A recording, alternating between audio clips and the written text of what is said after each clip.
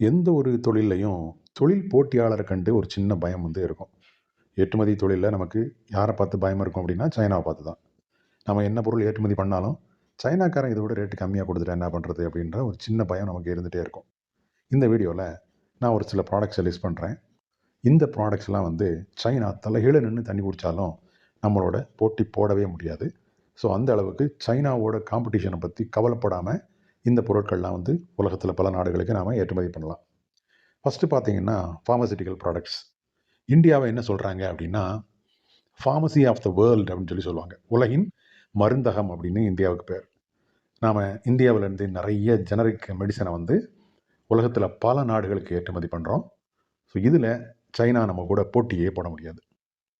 ஆனா அதே நேரத்தில இதில ஒரு சின்ன பிரச்சனை இருக்குது. இந்த மருந்துகள தயாரிக்கிறதுக்கான மூலப்பொருள நாம பெரும்பாலும் சைனாலேருந்து தான் இறக்குமதி பண்ணிக்கிட்டு இருக்கோம். இப்போ சைனால பார்த்தீங்க அப்படின்னா, இந்த லேபர் வேஜஸ்லாம் வந்து அதிகப்படுத்தியிருக்காங்க. ஸோ அதனால பழைய மாதிரி அவங்க வந்து மிக மிக குறைந்த விலையில பொருட்களை இப்போ உற்பத்தி பண்ண முடியல. இது கொஞ்சம் வருஷமா வந்த டேட்டா பார்க்கும்போது, அவங்க ப்ராடக்ட்டோட காஸ்ட் வந்து அதிகமாயிட்டு இருக்குது அப்படின்றது தெரியுது. ஸோ 2வது பார்த்தீங்க அப்படின்னா, ஜவுளி மற்றும் ஆயத்த ஆடைகள்.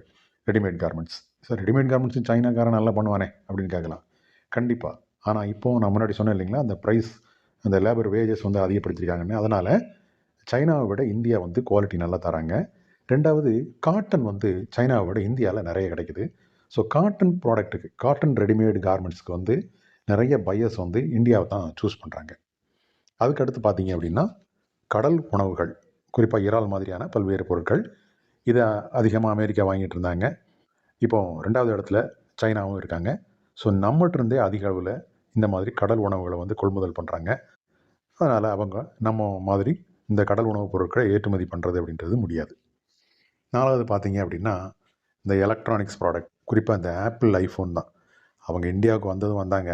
பயங்கரமா அதனோட பிசினஸ் வந்து ஏற்றுமதி ரொம்ப அதிகரிச்சிருச்சு. ஸோ இது காமனா எல்லாரும் பண்ண முடியாது. ஒரு குறிப்பிட்ட பிராண்ட். அதனால இத விட்டுறலாம்.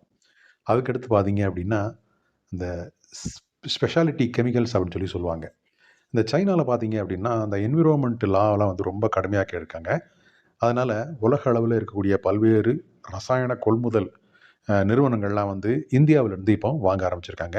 பெரிய அளவிலான அக்ரோ கெமிக்கல்ஸு, ஸ்பெஷாலிட்டி கெமிக்கல்ஸ்லாம் வந்து இந்தியாவிலிருந்து பல நாடுகளுக்கு ஏற்றுமதி ஆயிட்டு இருக்குது. சீனால பல்வேறு தரக் கட்டுப்பாடுகள் காரணமா, சுற்றுச்சூழல் பிரச்சனை காரணமா, இதனோட உற்பத்தி அப்படின்றது பெருமளவு குறைஞ்சு போச்சு. அதுக்கு அடுத்து பார்த்தீங்கன்னா, மசாலா மற்றும் வாசனை பொருட்கள். சார் சைனால கிடைக்காத மசாலாவா? அப்படின்னு சொல்லி நீங்க கேட்கலாம். ஆனா, எல்லா மசாலாவையும் விட்டுறலாம். ஒரு சில மசாலாஸ் இருக்குது. குறிப்பா அதாவது ஸ்பைசஸ் இருக்குது நான் சொல்றது.